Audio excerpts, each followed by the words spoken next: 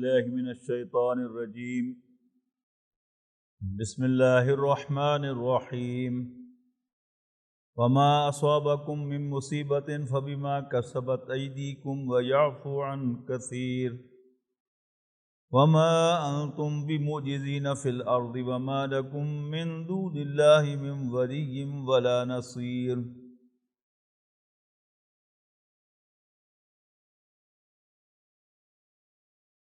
ومن آياته الجوار في البحر كالأعلام إن يشأ يسكن الريح فيظللن كالرواكد على ظهره إن في ذلك لآيات لكل صبار شكور. أو يوبقهن بما كسبوا ويعفو عن كثير. وما أصابكم من مصيبة فبما كسبت أيديكم ويعفو عن كثير.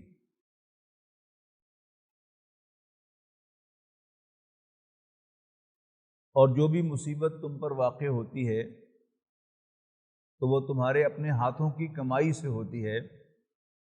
وَيَعْفُو عَنْ كَثِيرٍ، اگرچہ اللہ تعالیٰ بہت سے معاملات سے درگزر فرماتا ہے. اللہ تعالیٰ کو پل پل کی خبر ہے، ہماری ہر حرکت اس کے علم میں ہے.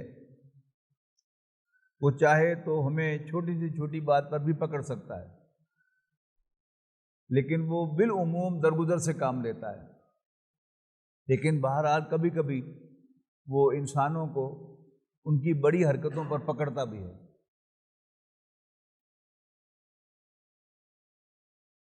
ویسے تو سب کچھ اللہ تعالیٰ ہی کی طرف سے آتا ہے، لیکن اللہ تعالیٰ چونکہ ظالم نہیں ہے، لہذا جو بھی اس پر مصیبت آتی ہے اس میں کچھ نہ کچھ اس کی اپنی غلطی، اس کا اپنا ہاتھ بھی ضرور ہوتا ہے. اگرچہ اللہ تعالیٰ کی اس بڑی اسکیم کے اندر یہ اللہ تعالیٰ کی پلاننگ کا حصہ ہوتا ہے. یہ بات یاد رکھنی چاہیے کہ اس دنیا میں آنے والی ہر مصیبت سزا نہیں ہے. یعنی ان دونوں پہلوؤں کو سامنے رکھیں کہ یہ بھی ہوتا ہے، اور اللہ تعالیٰ کی وہ جو بڑی اسکیم ہے اس کے تحت کئی دفعہ اللہ تعالیٰ آپ کو کسی تکلیف میں ڈال کر آپ کو زیادہ راحت جو ہے وہ پہنچانا چاہتا ہے. حضرت یوسف علیہ السلام کے واقعے کو سامنے رکھیں تو حضرت یوسف علیہ السلام کا کنویں میں پھینکا جانا، پھر جیل میں جانا، یہ سب کیا تھا؟ ان دا لانگ رن ان کو مصر کے اعلیٰ ترین ایوان تک پہنچانے کی اللہ تعالیٰ کی اسکیم تھی. نبی اکرم صلی اللہ علیہ وسلم کی حیات طیبہ کو دیکھیں تو اگر مکے کے سردار، ظاہر وہ سردار تو تھے، اگر وہ آپ کو کرسی پر بٹھاتے ایمان لائے بغیر تو پھر نبی اکرم صلی اللہ علیہ وسلم کی کوئی حیثیت نہ ہوتی. پھر وہی ہوتا کہ جیسے ہمارے ملک کے کنگ میکرز جو ہیں وہ بٹھا تو دیتے ہیں کسی کو صدر اور وزیر اعظم بنا کر، لیکن چلاتے اپنے ہیں. اور یہی وہ راز ہے کہ نبی اکرم صلی اللہ علیہ وسلم نے مکے کا بادشاہ بننے کی پیشکش ٹھکرا دی، اس لیے کہ وہ پیشکش کیا تھی؟ ایمان لائے بغیر کہ ہم تمہیں اپنا بادشاہ بنا دیتے ہیں. یہ ایک بہت بڑا ٹریپ ہوتا ہے کسی شخص کے لیے کہ جسے نبی اکرم صلی اللہ علیہ وسلم نے ٹھکرا دیا. تو جو بھی مصیبتیں دنیا میں آتی ہیں اس میں انسان کی اپنی کرتوتوں کو بھی دخل ہوتا ہے، اور موسٹلی وہ مصیبتیں جو آتی ہیں وہ جب انسان حد سے بڑھ جاتا ہے تب دنیا میں پکڑ آتی ہے، ورنہ چھوٹی موٹی جو چیزیں ہیں ان میں دنیا میں پکڑ نہیں آتی. اللہ تعالیٰ رسی کو دراز کرتا رہتا ہے اور کام چلتے رہتے ہیں اس کے بغیر بھی. تو وما اصاب من مصیبت فباذن اللہ فبما کسبت ایدیکم، تو جو بھی مصیبت تم پر آتی ہے وہ تمہارے اپنے ہاتھوں کی کمائی کی وجہ سے آتی ہے. یہ بڑی مصیبت اور بڑی کمائی ہوتی ہے. وَيَعْفُو عَنْ كَثِيرٍ، البتہ اللہ تعالیٰ چھوٹے چھوٹے گناہوں سے درگزر فرماتا رہتا ہے. یعنی اگر وہ ہر چھوٹے چھوٹے کام پر ہمیں پکڑنے لگے تو ہم تو سروائیو ہی نہیں کر سکتے، ہم تو رہ ہی نہیں سکتے۔ وَمَا أَنْتُمْ بِمُعْجِزِينَ فِي الْأَرْضِ، اور تم زمین پر اللہ کو عاجز نہیں کر سکتے۔ یہاں صرف زمین مراد نہیں ہے، ایسے دوسرے مقامات پر ہے مُعْجِزِينَ فِي الْأَرْضِ وَلَا فِي السَّمَاءِ، نہ زمین پر نہ آسمان پر۔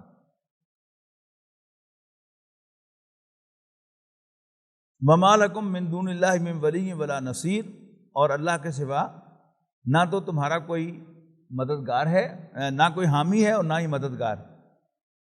وَمِنْ آيَاتِهِ الْجَوَارِ فِي الْبَحْرِ كَالْأَعْلَامِ، اور اس کی نشانیوں میں سے ہیں جہاز کے جو سمندر میں پہاڑوں کی طرح کھڑے ہوتے ہیں۔ ایک بادبانی جہاز کا اگر آپ تصور کریں کہ ایک پہاڑی علاقے کی آپ تصویر لیں، اس میں کیا ہوتا ہے کہ ایک یہ پہاڑ ہے، اس کے پیچھے ایک اور نظر آ رہا ہے، پھر یہ نظر آ رہا ہے، پھر اس کے اوپر ایک اور نظر آ رہا ہے۔ تو بادبانی جہازوں کے جو بادبان ہوتے ہیں وہ اسی طرح ہوتے ہیں، چھوٹے بڑے پھر اس سے بڑے۔ ان کی طرف اشارہ ہے کہ یہ جو سمندروں میں ہیں کل اعلام، بینرز کی طرح،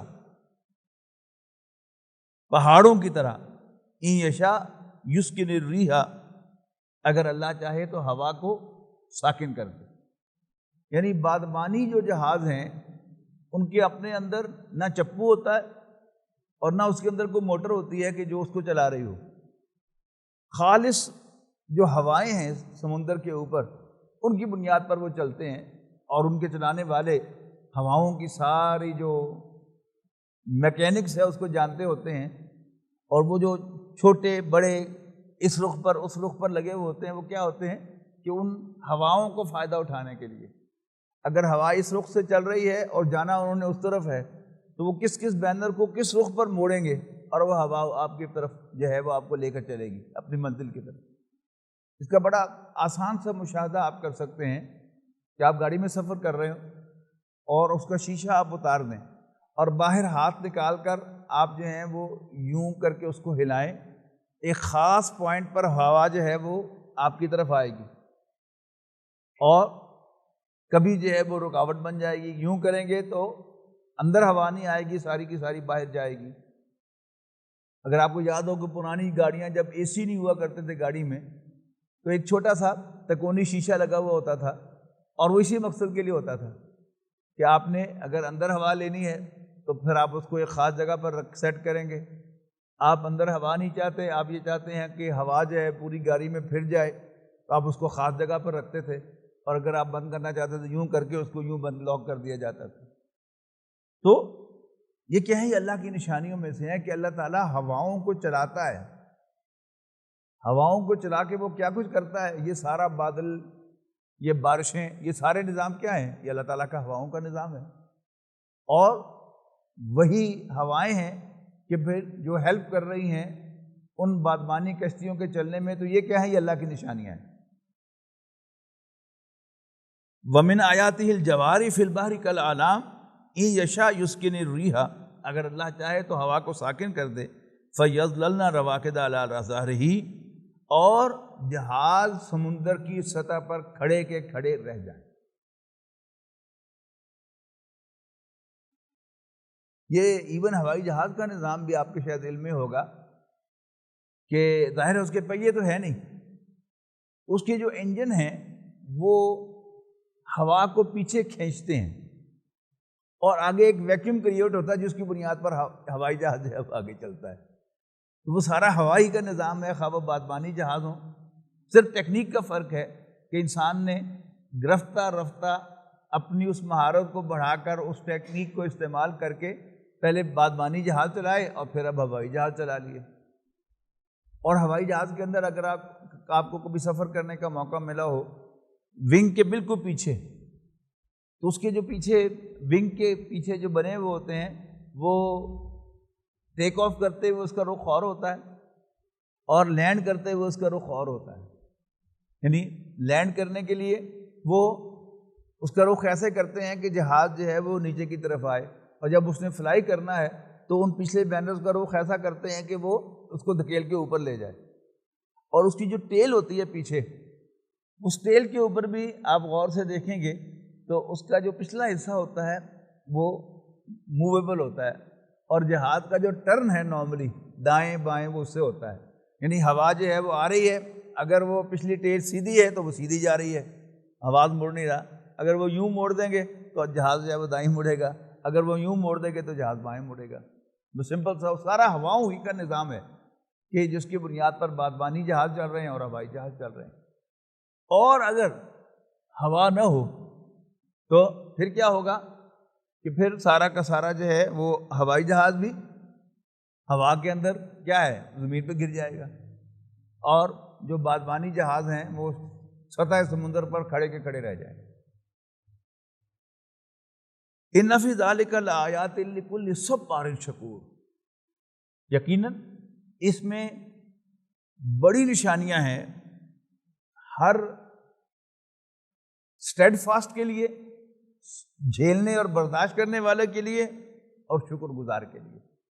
میں کئی دفعہ آپ کے سامنے وہ بیان کر چکا ہوں کہ اللہ تعالیٰ نے یہ اپنی نشانیوں کا ایک پورا پروفائل دیا ہے کہ who appreciates my signs، سننے والے، دیکھنے والے، اور یہ سننا اور دیکھنا یہ کیا ہے؟ یہ ڈیٹا کلیکٹرز ہیں، پھر انسان دماغ میں ان کو اٹیبولیٹ کرتا ہے، پروسیس کرتا ہے، تو یتفکرون، قوم یتفکرون۔ پھر دوسرا جو سیٹ ہے وہ کیا ہے؟ صبار اور شکور، صبر کرنے والے، جھیلنے اور برداشت کرنے والے، اور شکر گزار۔ ان دونوں کے مجموعے کا نام ہے قوم یعقلون، سینسیبل لوگ۔ یعنی انسان کا سماعت، بصارت اور غور و فکر کی طاقت ہونا یہ کافی نہیں ہے، اس کے اوپر انسان کا جو ریزنیبل ایٹیٹیوڈ ہے، ریزنیبل ایٹیٹیوڈ کے دو آسپیکٹس ہیں۔ ایک ہے کہ انسان کا اسٹیڈ فاسٹ ہونا، یعنی صبر کے دو معنی ہیں، عربی کا صبر، انگریزی کے دو ایکسپریشن کو کور کرتا ہے۔ ایک ہے اسٹیڈ فاسٹنس اور دوسرا ہے پیشنس۔ پیشنس ہوتا ہے کسی واقعے پر صبر کرنا، شور نہ مچانا۔ کسی کا بیٹا فوت ہو گیا، اب وہ روئے پیٹے یا چپ کرے، بیٹا تو واپس نہیں آئے گا۔ ایک ہے کسی کو تھریٹ کیا جائے، کوئی مافیا تھریٹ کرے کسی آفیسر کو کہ تم ہمارے دست و بازو، دستے کار، ہمارے اعلی کار بنو ورنہ ہم تمہارے بیٹے کو مار دیں گے، وہ کہے کہ مار دو۔ یہ کیا ہے؟ یہ اسٹیڈ فاسٹنس ہے۔ کیریکٹر انسان کا وہ اسی سے ڈٹرمن ہوتا ہے۔ اور شکر گزاری، میں نے کئی دفعہ امام حنیفہ رحمۃ اللہ علیہ کا وہ سنایا ہے معاملہ کہ وہ ایک حجام کے بارے میں کہتے رہتے تھے کہ وہ میرا استاد ہے۔ پوچھنے میں بتایا کہ جب میں بال کٹوانے اس کے پاس گیا تھا، چھوٹا تھا، تو میں نے بائیں طرف اس کے آگے کر دی تھی بال کٹوانے کے لیے۔ اس نے کہا تھا نہیں بیٹا، پہلے دائیں طرف سے بال کٹواتے۔ اس نے مجھے ایک سبق پڑھایا ہوا ہے، وہ میرا استاد ہے۔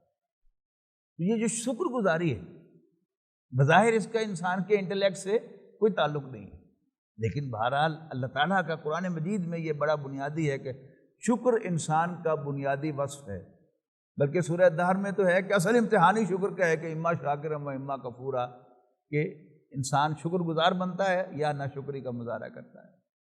تو شکر گزاری جو ہے اس کو آپ اپنائیں، آپ بہت انجوائے کریں گے، آپ کے لیے دروازے کھلیں گے اللہ تعالیٰ کی حکمت اور دانائی کے۔ چھوٹی چھوٹی بات پر شکر، کہ دروازے سے نکلتے ہوئے کہ کوئی آپ کے لیے رک گیا، آپ اس کا شکریہ ادا کر دیں گزرتے ہوئے۔ چوک میں کسی نے بریک لگا لی اور آپ کے گزرنے دیا، آپ چلتے ہوئے ذرا ہاتھ اٹھا کر اس کا شکریہ ادا کریں گے، بگڑے گا کچھ نہیں آپ کا، لیکن آپ محسوس کریں گے کہ اللہ تعالیٰ نے آپ کو بہت کچھ دے دیا۔ تو ان فی ذلک لآیات لکل صبار شکور او یوبقہن بما کسبوا ویعفو عن کثیر، یا اللہ تعالیٰ ان کو تباہ کر دے ان کے اعمال کے سبب، پھر فرمایا ویعفو عن کثیر، اگرچہ وہ بہت سے معاملات میں درگزر کرتا ہے، معافی سے کام لیتا ہے۔ وَيَعْلَمُ الَّذِينَ يُجَادِلُونَ فِي آیَاتِنَا، اور وَيَعْلَمُ الَّذِينَ يُجَادِلُونَ فِي آیَاتِنَا، اللہ تعالیٰ جانتا ہے ان لوگوں کو جو ہماری آیات میں جھگڑا کرتے ہیں، ڈسپیوٹ کرتے ہیں اپنی، یعنی ہماری آیات کو، ہماری نشانیوں کو ماننے سے انکار کرتے ہیں، ان میں مین میخ نکالتے ہیں، ان میں نقش نکالتے ہیں، ماننے سے انکار کرتے ہیں۔ ان کا ذکر ہو رہا ہے، ما لہم من محیص، وہ جان لے کہ ان کے لیے کوئی وے آؤٹ نہیں ہے۔ فما اوتیتم من شیء فمتاع الحیات الدنیا۔ اب جو آیات آ رہی ہیں یہ بڑی اہم آیات ہیں۔ اس صورت کا جو مین تھیم ہے وہ کیا ہے؟ دین کو قائم کرنا۔ ذرا مدینہ منورہ میں آپ چلے جائیں تھوڑی دیر کے لیے، مکہ مکرمہ میں نبی اکرم صلی اللہ علیہ وسلم ایک جدوجہد کر رہے ہیں، اور آپ کو یہ مکی صورت ہے، اور اس صورت میں آپ کو یہ بتا دیا گیا ہے کہ آپ نے لوگوں کے درمیان عدل و انصاف کو قائم کرنا ہے، صرف تلقین نہیں کرنی۔ امرت لأعدل بینکم، پچھلے دفعہ پڑھ آئے ہیں وہ آیت، کہ کہہ دو، اعلان کر دو کہ مجھے حکم ملا ہے کہ میں تمہارے مابین عدل کروں، لیکن دور دور تک کوئی آثار نہیں ہے۔ تو مکہ مکرمہ میں جو اصل کام ہو رہا ہے وہ افراد کی تیاری ہے کہ جو نبی اکرم صلی اللہ علیہ وسلم کی فوج کا ہراول دستہ بنیں گے اور سینٹرل کول بنیں گے، وہ مکہ مکرمہ میں تیار ہو رہے ہیں۔ جو مار کھائیں گے ہاتھ نہیں اٹھائیں گے، اور پھر وقت آنے پر کہ وہ دین کے لیے جدوجہد کریں گے اور اللہ تعالیٰ کی حکمرانی کو قائم کرنے کے لیے اپنا سب کچھ لگائیں گے۔ تو فرمایا فما اوتیتم من شیء، تو جو کچھ بھی تمہیں عطا کیا گیا ہے، فمتاع الحیات الدنیا، تو وہ دنیاوی زندگی میں برتنے کا سامان ہے۔ فما اوتیتم من شیء فمتاع الحیات الدنیا، بس جو کچھ بھی تمہیں دنیا میں عطا کیا گیا ہے وہ دنیا میں برتنے کا سامان ہے، اصل انعام نہیں ہے۔ وما عند اللہ خیر وابقی، یعنی اس دنیا میں دیے ہوئے مال کے مقابلے میں جو کچھ آخرت میں تمہارے لیے ہے، اس کی دو خصوصیات بیان فرمائی کہ خیرن، وہ بہتر بھی ہے، اور ابقا، مور لاسٹنگ، ٹھیک ہے نا، ایور لاسٹنگ بلکہ کہنا چاہیے، نہ ختم ہونے والا ہے۔ یہ مضمون بھی قرآن مجید میں کئی دفعہ آیا ہے، مثلا سورہ نحل میں ہم پڑھ کے آئے ہیں، ما عندکم ینفد، جو کچھ تمہارے پاس ہے وہ ختم ہونے والا ہے، وما عند اللہ باق، اور جو اللہ کے پاس ہے وہ باقی رہنے والا ہے۔ یہ ہم سب جانتے ہیں۔ مزے کی بات یہ ہے کہ ہم سب جانتے ہیں، ہمارا ایمان ہے کہ یہ دنیا عارضی ہے اور اس کا سب کچھ جو ہے وہ ختم ہو جانے والا ہے، یہیں رہ جانے والا ہے، لیکن اس کے باوجود ہماری کنسنٹریشن اس بات پر نہیں رہتی، ہم بھول جاتے ہیں۔ اس کے باوجود ہم دنیا کو زیادہ اہمیت دیتے ہیں، آخرت کو کم اہمیت دیتے ہیں۔ اور یہ مضمون اتنا اہم ہے کہ نبی اکرم صلی اللہ علیہ وسلم اکثر جمعے اور عیدین کی نمازوں میں سورہ اعلیٰ اور سورہ غاشیہ کی تلاوت فرماتے تھے۔ اور سورہ اعلیٰ میں کیا ہے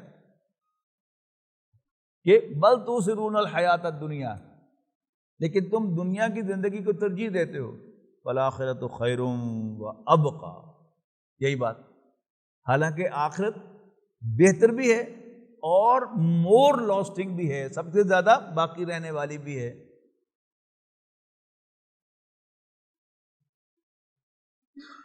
لیکن وہ ہے کس کے لیے؟ یعنی دنیا کا دسترخوان تو اللہ تعالیٰ کا وسیع دسترخوان ہے، اور اس دسترخوان سے اللہ کے فرمانبردار، اللہ کے وفادار بھی کھاتے ہیں، اور اس دسترخوان سے اللہ کے باغی بھی کھاتے ہیں۔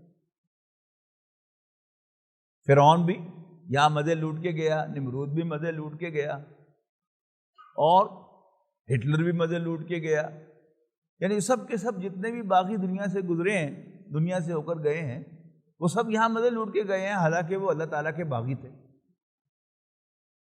لیکن آخرت جو ہے وہ کھلا دسترخوان نہیں ہے، وہ خاص ہے۔ وما عند اللہ خیر وابقی، البتہ جو اللہ کے پاس ہے وہ بہتر اور لانگ لاسٹنگ ہے، لیکن ہے کس کے لیے؟ للذین آمنوا، ان کے لیے ہے جو ایمان لاتے ہیں، وعلی ربہم یتوکلون، اور اپنے رب پر بھروسہ کرتے ہیں۔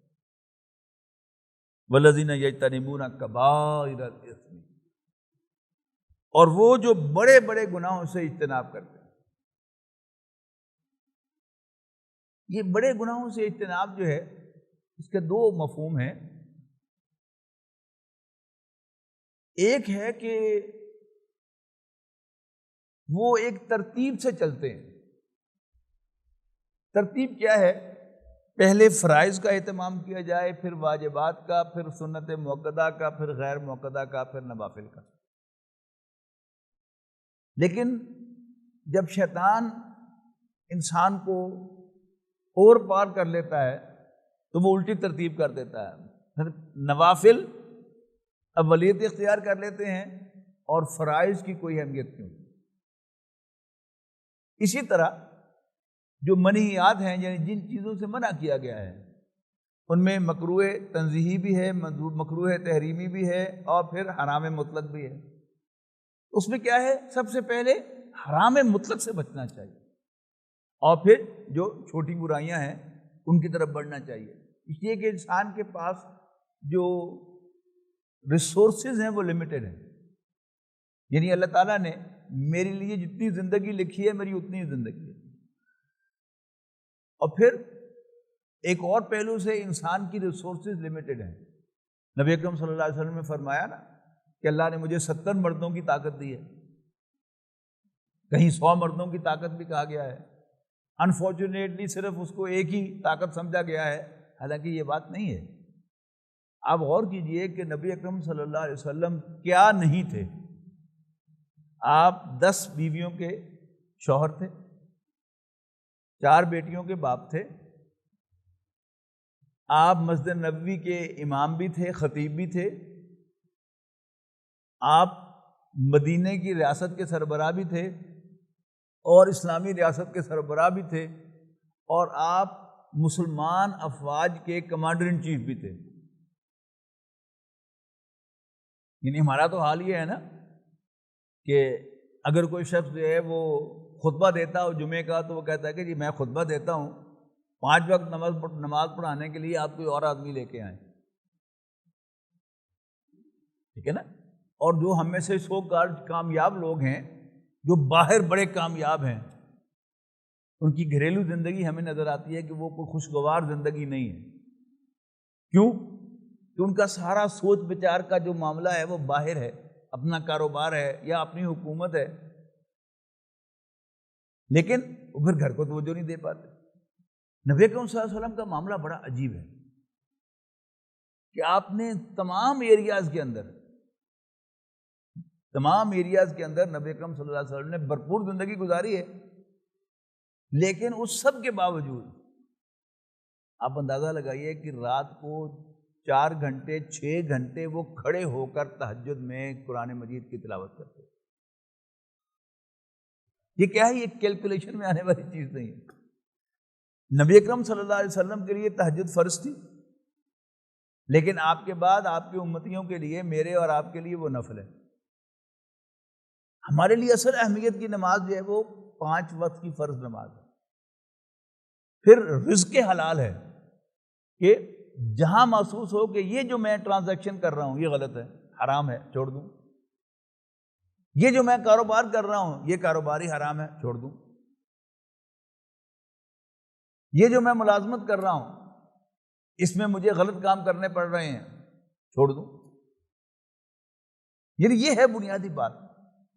لیکن فرائض اور واجبات کو چھوڑ کر نوافل کے اندر انسان کا دلچسپی لینا، یہ کیا ہے؟ یہ ایک رانگ ڈائریکشن ہے۔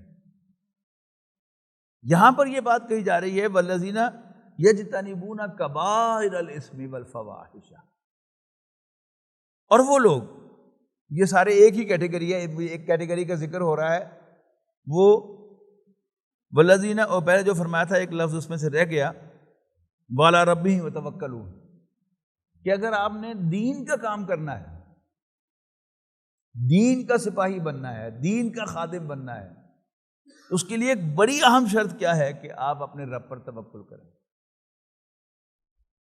اب توکل کے بھی کئی آسپیکٹ ہیں۔ آپ کو اپنے گھروں سے نکلنا پڑے گا. صحابہ کرام کتنے عرصہ باہر رہے، جہاد کے اندر رہے، اور جب انسان اللہ کے راستے میں جنگ کے لیے جاتا ہے تو کفن سر پہ باندھ کے ہی جاتا ہے نا. اور اگر اسے یہی خیال ستاتا رہے گا کہ اگر میں مر گیا تو پھر میرے بچوں کا کیا بنے گا، میرے کاروبار کا کیا بنے گا، پھر وہ جہاد نہیں کر سکتا. یعنی جہاد کے لیے یہ شرط لازم ہے کہ اسے اللہ پر بھروسہ ہو کہ اللہ میرے بچوں کا مجھ سے بڑھ کر نگہبان ہے، اللہ تعالیٰ میرے کاروبار کو مجھ سے بڑھ کر دیکھنے والا ہے، تب تو میں گھر سے نکلوں گا، ورنہ میں گھر سے نہیں نکل سکتا. اب وہ اللہ کے دین کے لیے باقاعدہ قتال کے لیے نکلنا ہو یا دعوت و تبلیغ کے لیے نکلنا ہو، بہرحال ان دونوں کے سلسلے میں انسان کو اللہ تعالیٰ پر بھروسہ کرنا پڑتا ہے. تو والذین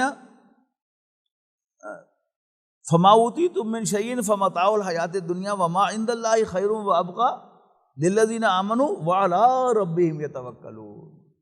اور وہ اپنے رب پر بھروسہ کرتے ہیں. والذین یجتنبون کبائر الاثم والفواحش، بڑے بڑے گناہوں سے اجتناب کرتے ہیں. یعنی چھوٹے چھوٹے گناہ تو انسان سے سر دھد ہوتے ہی رہتے ہیں، ان کی بھی فکر کرنی چاہیے، لیکن ترتیب کیا ہونی چاہیے کہ پہلے جو حرام مطلق ہیں، بڑے گناہ ہیں، ان کو تو میں لازماً چھوڑوں، اور پھر چھوٹے گناہوں سے بھی اجتناب کروں. اسی میں ایک اور نقطہ کیا ہے کہ جو بڑے گناہ ہیں ان کے لیے جو پرائمری سٹیپس ہوتے ہیں ٹوورڈز دیٹ گناہ، اگر وہ بڑا گناہ نہ کیا جائے تو چھوٹے گناہ جو ہیں وہ کنسیڈر نہیں ہوتے. مثال کے طور پر اس میں مولانا شبیر عثمانی رحمۃ اللہ علیہ نے مثال دی ہے، بلکہ مفتاح الہند کی وہ تفسیر ہے سورہ نساء کی. انہوں نے مثال دی ہے کہ ایک شخص جو ہے وہ چوری کرنے کے ارادے سے گیا گھر سے، لیکن چوری کے ارادے سے تو گیا، لیکن راستے میں وہ کسی مسجد میں چھپا جا کر وہیں پر اس پہ خوف خدا طاری ہوا اور اس چوری کیے بغیر واپس آ گیا. اب وہ جو سارا جو اس کا تھا، گھر سے چلا، پلان کیا، حالانکہ وہ سارے جو ہے وہ کس کے تھے؟ افعال وہ چوری کے لیے تھے. اب وہ سارے گناہ کنسیڈر نہیں ہوں گے جب تک انسان بالفعل گناہ نہیں کرتا. اس کے بعد آ رہی ہے بات، اگلی بات والفواحش، جو بڑے بڑے گناہوں اور بے حیائی کی باتوں سے اجتناب کرتے ہیں. یعنی بے حیائی کی ہر بات سے اجتناب ضروری ہے. یہ انسان کا سب سے ویک پوائنٹ. اگر انسان بے حیائی کے دروازوں کو بند نہیں کرتا، ایئر ٹائٹ نہیں کرتا، تو پھر کیا ہے کہ آپ بڑے بڑے لوگوں کے دیکھتے ہیں کہ وہ ان کا بڑا روب و دبدبہ ہوتا ہے، لیکن کوئی ان کا سیکس سکینڈل آتا ہے جو ان کو سب کو بہا کر لے جاتا ہے. تو انسان کو اپنی زندگی میں فواحش کے سارے دروازے جو ہے وہ بند کرنے چاہیے.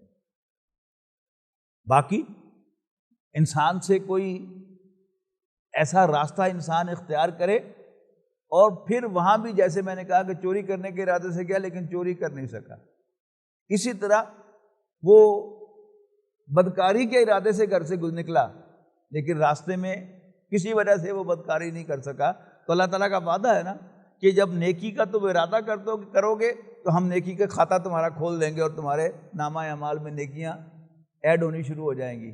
لیکن برائی جب تک بالفعل نہیں کرو گے اس وقت تک برائی تمہارے نامہ اعمال میں شامل نہیں کی جائے.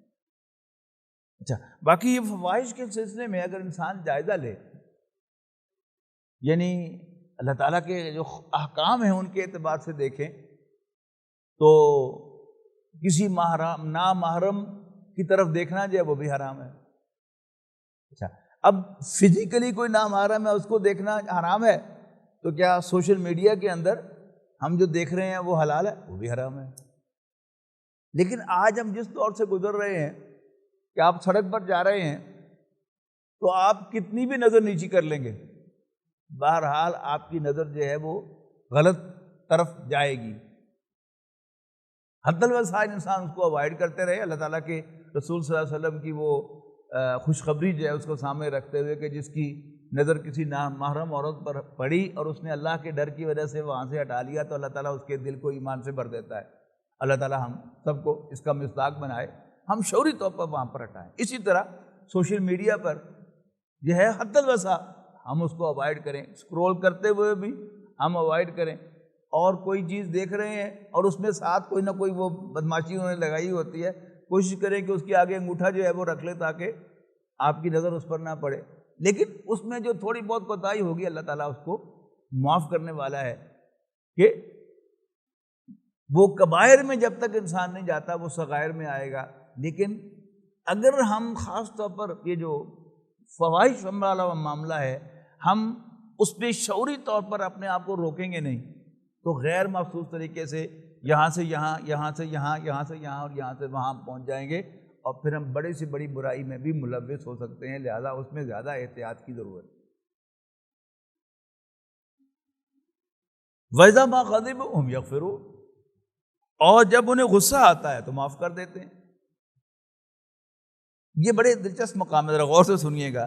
ابھی اس کا الٹ بھی آئے گا، وَالَّذِينَ اسْتَجَابُوا لِرَبِّهِمْ وَأَقَامُوا الصَّلَاةَ وَأَمْرُهُمْ شُورَىٰ بَيْنَهُمْ، اور وہ لوگ جو اپنے رب کی پکار پر لبیک کہتے ہیں۔ اچھا، اب اس صورت میں رب کی پکار کون سی؟ ویسے جرن ہے نا، اللہ تعالیٰ کی ہر پکار پر لبیک کہنا چاہیے۔ اس صورت کی اصل پکار کیا ہے؟ ان اقیموا الدین، کہ دین کو قائم کرو، ولا تتفرقوا فیہ، اور اس کے حصے بکھرے نہ کرو۔ تو یہ اس صورت کی خاص پکار ہے۔ تو والذین استجابوا لربہم، وہ لوگ جو اپنے رب کی پکار پر لبیک کہتے ہیں، واقاموا الصلاۃ، اور نماز قائم کرتے ہیں، وامرہم شوریٰ بینہم، اور ان کے معاملات باہمی مشورے سے طے ہوتے ہیں۔ یعنی کسی بھی دینی تحریک کے اندر اگر یہ فضا نہیں ہوگی مشاورت کی تو وہ تحریک بھی کبھی کامیاب نہیں ہو سکتی۔ سینس آف پارٹیسپیشن دینا اپنے ساتھیوں کو، سینس آف پارٹیسپیشن، اگرچہ یعنی دینی تحریک کے اعتبار سے یہ بہت ضروری ہے کہ دینی تحریک کے اعتبار سے ہمارا دین جو ہمیں سکھا رہا ہے وہ کیا ہے کہ تمہارا امام اگر غلطی بھی کرے تو تم اس کے ساتھ غلطی کرو، اور پھر اس کے ساتھ سجدہ سہو کرو، نماز دہرانی پڑے تو پھر دہراؤ، لیکن تمہیں اجازت نہیں ہے کہ امام غلط ہو گیا ہے، اس نے ایک سجدہ فالتو کر دیا ہے یا وہ سجدہ چھوڑ گیا ہے تو تم کہو کہ جی تم جا پڑے تو میں جا رہے ہیں، اس کی اجازت نہیں ہے۔ لیکن اب امام کے لیے کیا ہے، یعنی امام المسلمین، خلیفہ کا یہ ٹرم ہے قرآن مجید ہماری فقہ میں، اس کے لیے کیا ہے کہ وہ مشاورت سے امور طے کرے۔ اسی طرح یعنی کسی پرائیویٹ آرگنائزیشن کے اندر کہ جس میں جو مالک ہے وہ مالک ہے، اسی کا حکم چلتا ہے، لیکن if he means business تو اس کو اس میں مشاورت کو لانا پڑے گا، وہ اپنے ساتھیوں کو جو سینس آف پارٹیسپیشن دے ٹو میک him feel کہ یہ ان کا کام ہے، ورنہ وہ اتھارٹی تو اس کے پاس ہے، جس کو چاہے ہائر کرے، جس کو چاہے فائر کرے، جو حکم کرے کہ نہیں یہ ایسے کرنا ہے تو کرنا تو پڑے گا، لیکن وہ اپنے ساتھیوں کی کوآپریشن سے محروم ہو جائے گا۔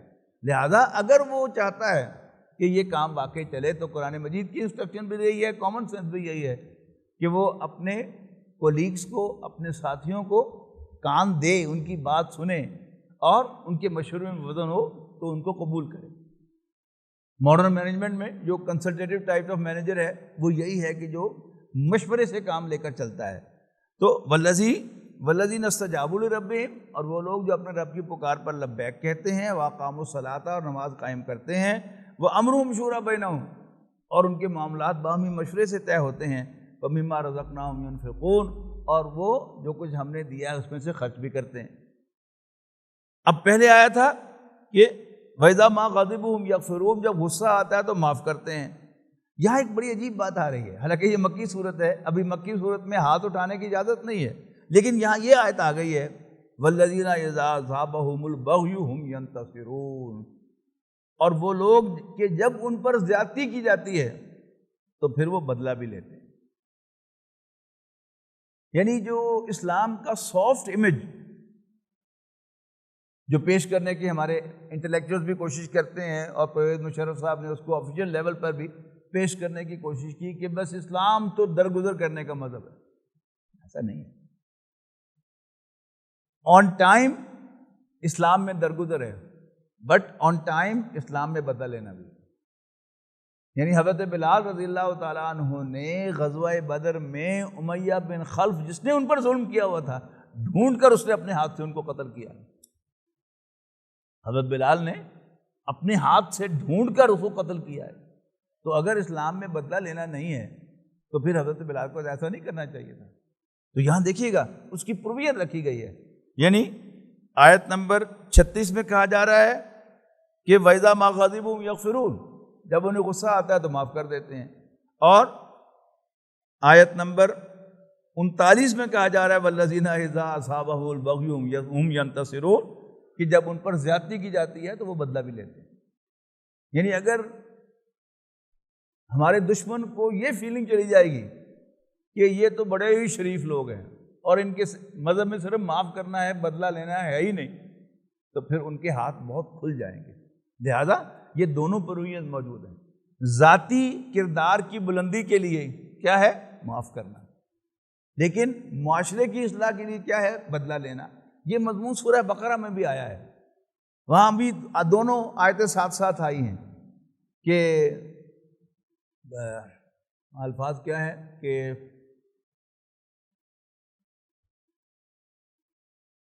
ان تعفو خیر لکم، اگر تم معاف کرو گے تو یہ تمہارے لیے بہتر ہوگا. فار یور سیلفز وَلَكُمْ فِي الْقِصَاصِ حَيَاتٌ يَا أُولِي الْأَلْبَابِ، اے ہوش مندو تمہاری زندگی قصاص لینے میں ہے. یعنی تمہاری معاشرے کی اصلاح جو ہے اس کے لیے قصاص لینا ضروری ہے. کہ تمہارا اخلاق اتنا بلند ہونا چاہیے کہ تم ذاتی انٹرسٹ میں، ذاتی غصے کی بنیاد پر، ریونج کے جذبے کے ساتھ تم قتل کے بدلے قتل نہ مانگو. یہ تو آپ کو معلوم ہے نا کہ اسلام میں قتل جو ہے یہ آفینس اگینسٹ دا پرسن ہے، اور زنا جو ہے یہ against offence against the state ہے. لہذا زنا کو تو ہیڈ آف اسٹیٹ بھی معاف نہیں کر سکتا، ٹھیک ہے نا. جبکہ قتل جو ہے یہ اصل میں آفینس اگینسٹ دا پرسن ہے. لہذا مقتول کے وارثوں کے پاس اختیار ہے. اسٹیٹ کا کام کیا ہے کہ قاتل کو لا کر ان کے سامنے پیش کر دیں. ان کے پاس 3 چوائس ہیں. دے کین فورگیو، معاف کر دیں، یا بلڈ منی لے لیں، دیت لے لیں، یا پھر تقاضا کریں کہ جس کو قتل کیا جائے. تو یہ قتل کرنے یا نہ کرنے کا اختیار اسٹیٹ کے پاس نہیں ہے، یہ مقتول کے وارثوں کے پاس ہے. تو ان کو یعنی ذاتی ان کا رجحان یہ ہونا چاہیے کہ چلو ہو گیا سو ہو گیا، لیکن ان دا پبلک انٹرسٹ، معاشرے کی اصلاح کے لیے قرآن مجید ترغیب کیا دلاتا ہے کہ وَلَكُمْ فِي الْقِصَاصِ حَيَاتٌ يَا أُولِي الْأَلْبَابِ، اے ہوش مندو، اے دل والو، تمہاری زندگی قصاص لینے میں ہے. یہاں اس کے لیے کیا آیا؟ وَالَّذِينَ إِذَا أَصَابَهُمُ الْبَغْيُ، جب ان پر زیادتی ہوتی ہے، ہم ينتصرون، تو وہ بدلہ لیتے ہیں. وَجَزَاءُ سَيِّئَةٍ سَيِّئَةٌ مِثْلُهَا، اور کسی بھی برائی کا بدلہ تو اس جیسی ہی ایک برائی ہے، اس سے زیادہ نہیں. فمن عفا واصلح، البتہ جو درگزر کرے اور اصلاح کرے، معاملے کا درست کر دے، فاجرہ علی اللہ، اس کا اجر اللہ کے ذمے ہے. انہ لا یحب الظالمین، بے شک اللہ تعالیٰ ظالموں کو پسند نہیں کرتا. آگے پھر دیکھیے ولمن انتصر، یعنی ساتھ ساتھ دونوں آیتیں چل رہی ہیں. ہاں البتہ وَلَمَنِ انتصر بعد ظلمی، ہاں جس نے بدلہ لیا اس کے بعد کہ اس پر زیادتی کی گئی ہو، فَأُولَٰئِکَ مَا عَلَيْهِم مِّن سَبِیلٍ، ایسے لوگوں کے خلاف کوئی چارج نہیں ہے، ان پر کوئی گناہ نہیں ہے. یعنی پوری پروویژن موجود ہے. انما السبیل علی الذین یظلمون الناس، ہاں چارج گناہ ان پر ہے کہ جو زیادتی کرتے ہیں لوگوں پر، وَيَبْغُونَ فِي الْأَرْضِ بِغَيْرِ الْحَقِّ، اور ناحق زمین پر بغاوت کرتے ہیں. اولئک لہم عذاب علیم، یہ وہ لوگ ہیں جن کے لیے ایک دردناک عذاب ہے. وَلَمَنْ صَبَرَ وَغَفَرَ، ہاں جو جھیلے، برداشت کرے اور معاف کر دے، ان ذالک لمن عزم الامور، تو یہ بڑی ہمت کے کاموں میں سے ایک ہے. تو بڑا خوبصورت مقام ہے، گھر جا کر اس کو پھر پڑھیں گے تو پھر کچھ ذرا بات جو ہے وہ گرفت میں آئے گی کہ سائڈ بائی سائڈ دونوں حکم چل رہے ہیں، معاف کرنا بھی اور بدلہ لینا بھی. ذاتی اعتبار سے معاف کرنے کو اپریشیٹ کیا جاتا ہے، جبکہ اجتماعی اعتبار سے یعنی ایک معاشرے کے اندر بھی اس معاشرے کی اصلاح، اس معاشرے کا امن و سکون تقاضا کرتا ہے کہ تم قصاص لو. معافی نہ کرتے رہو، اور کفار کے مقابلے میں، اسلام دشمنوں کے مقابلے میں بھی یعنی ان کو یہ نہ ہو فیلنگ کہ ہم جو مرضی کر لئیے تو پھر انہوں نے معافی کر دینا ہے، یہ فیلنگ بھی نہ جائے۔ یہ فیلنگ ان کو جانی چاہیے کہ یہ اپنوں کو معاف بھی کرتے ہیں اور دشمنوں سے بدلہ بھی لیتے ہیں۔ یہ بالکل وہی مضمون ہے کہ جو ہم پڑھ کے آئے ہیں سورہ فتح کے اندر بھی، سورہ مائدہ کے اندر بھی، کہ صحابہ کرام کی صفت کیا بیان فرمائی؟ اشداء علی الکفار رحماء بینہم، یہ کافروں پر بڑے سخت ہیں، ہارڈ نٹس ٹو کریک ہیں، لیکن آپس میں بڑے رحم دل ہیں۔ سورہ مائدہ میں الفاظ آئے ہیں عزت علی الکافرین اذلت علی المومنین عزت علی الکافرین، یہ مومنوں کے سامنے تو بچھے ہوئے ہیں، البتہ کافروں پر چڑھے ہوئے ہیں، چھائے ہوئے ہیں۔ تو یہ مومن کا بڑا خوبصورت کردار ہے۔ بارک اللہ علی ولکم فی القرآن العظیم ونفعنی وإیاکم بالآیات والذکر الحکیم۔